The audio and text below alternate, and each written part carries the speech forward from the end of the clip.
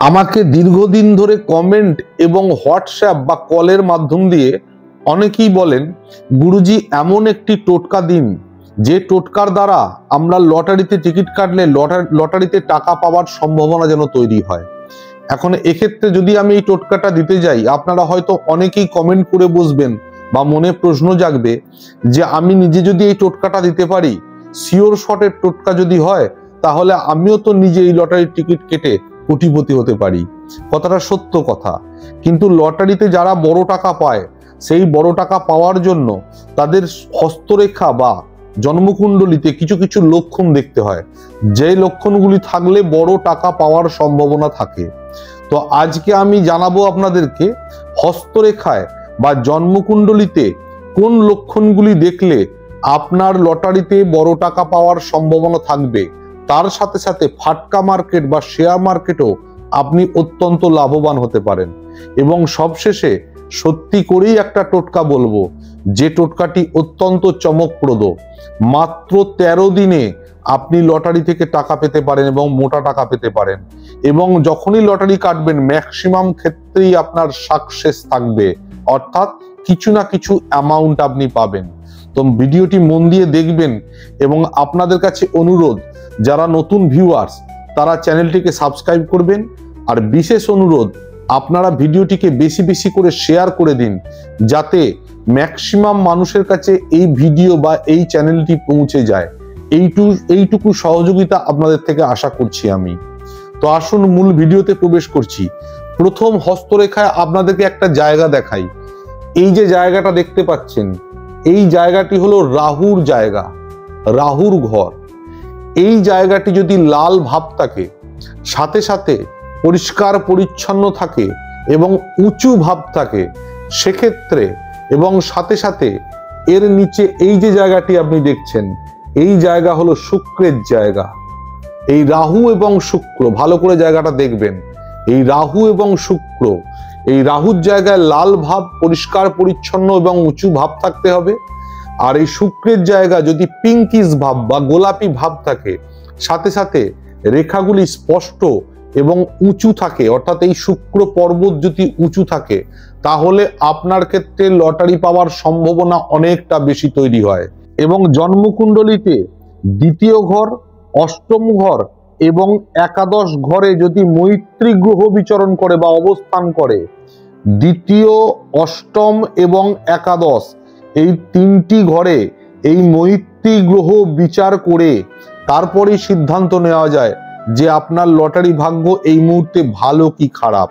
এখন আপনারা ভাবতে পারেন যে মৈত্রী গ্রহ কোনগুলো কিভাবে বুঝবো। সেক্ষেত্রে আমি ডিটেলসে না গিয়ে, আপনাদের কাছে যদি হরোস্কোপ থেকে থাকে, সেক্ষেত্রে সেই হরোস্কোপের ছবি আপনারা হোয়াটসঅ্যাপ করতে পারেন। আমি এর জন্য কোনো ফিজ নিই না, আপনাদেরকে বিনা পয়সাতেই কনসাল্ট করে দিতে পারি যে আপনার লটারি ভাগ্য কতটা ভালো হতে পারে। এবার এই তিনটি ঘরের মৈত্রী গ্রহ যদি অবস্থান করে, তাদের অবস্থান বিচার করে অনেকটা প্রেডিক্ট করা যায় যে আপনার লটারি ভাগ্য এই মুহূর্তে কিরকম আছে। কাজেই হরোস্কোপ যদি থেকে থাকে, সেক্ষেত্রে আপনারা এই হরোস্কোপ থেকে মিলিয়ে দেখে নিতে পারেন এবং হস্তরেখা দ্বারাও বিচার করতে পারেন, হস্তের পজিশন অনুযায়ী বিচার করতে পারেন। এবার আসুন আপনাদেরকে একটা খুব সুন্দর টোটকা বলবো, এবং যে টোটকাটি পরীক্ষিত, এবং টোটকাটির রেট কিন্তু, সাকসেস রেট কিন্তু বেশ হাই। অনেক জায়গাতেই এই টোটকাটি প্রয়োগ করে ফল পাওয়া গেছে, বিশেষ করে লটারির ক্ষেত্রে এর কিন্তু খুব ভালো ফল পাওয়া যায়। এই টোটকাটি আপনারা 13 দিন পালন করে চলবেন, তারপর লটারির টিকিট কাটতে যাবেন। লটারির টিকিট কাটলে দেখবেন ম্যাক্সিমাম টিকিটের ক্ষেত্রেই কিছু না কিছু অ্যামাউন্ট আপনি পাচ্ছেন পুরস্কার হিসাবে। টোটকাটি ভালো করে শুনুন। প্রথমে আপনাকে যে কাজটি করতে হবে, সেটি হলো একটি প্রদীপ জোগাড় করতে হবে। প্রদীপটি আপনি দিনের বেলায় কোনো একটি জায়গায় রেখে প্রদীপটির মধ্যে সর্ষের তেল দিন। সর্ষের তেল এবং সলতে রেডি করে রাখুন। প্রদীপের ওই সর্ষের তেলের মধ্যে আপনাকে দুটি জিনিস অ্যাড করতে হবে, অর্থাৎ ফেলে রাখতে হবে, একটি লবঙ্গ এবং একটি গোলমরিচ।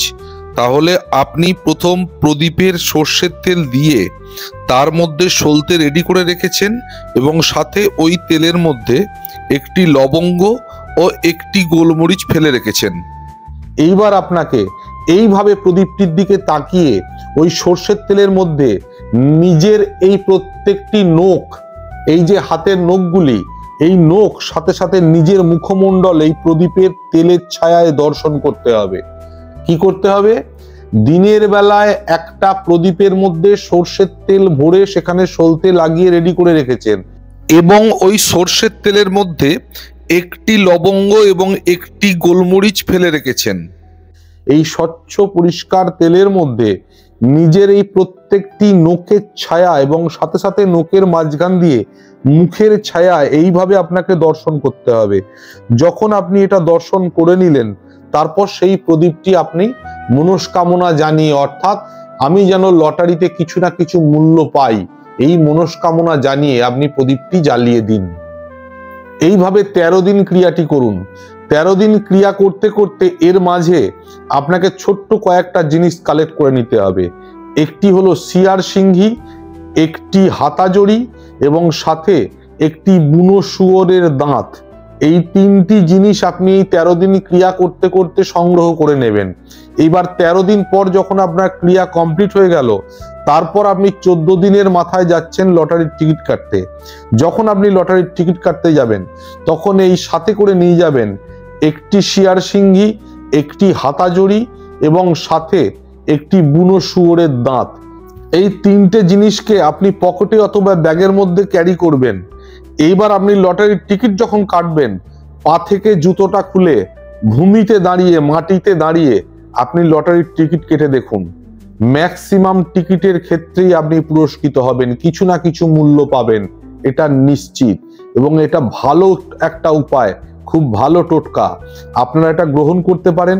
এবং এই 13 দিনের ক্রিয়াটি করে এবং এই 3টি জিনিস যেগুলি আমি বললাম সেগুলি সংগ্রহ করে, যেভাবে বললাম খালি পায়ে টিকিট কেটে দেখুন, ম্যাজিকের মতো কাজ করবে। কিছু না কিছু মূল্য আপনার আসবে এবং ম্যাক্সিমাম ক্ষেত্রেই আপনি সফল হবেন। তো আশা করি এই টোটকা আপনারা পালন করবেন এবং এই টোটকা যদি পালন করতে পারেন, আমি নিশ্চিত এর সুফলও আপনি পাবেন। এইটুকু কামনা করে আজকে এখানেই শেষ।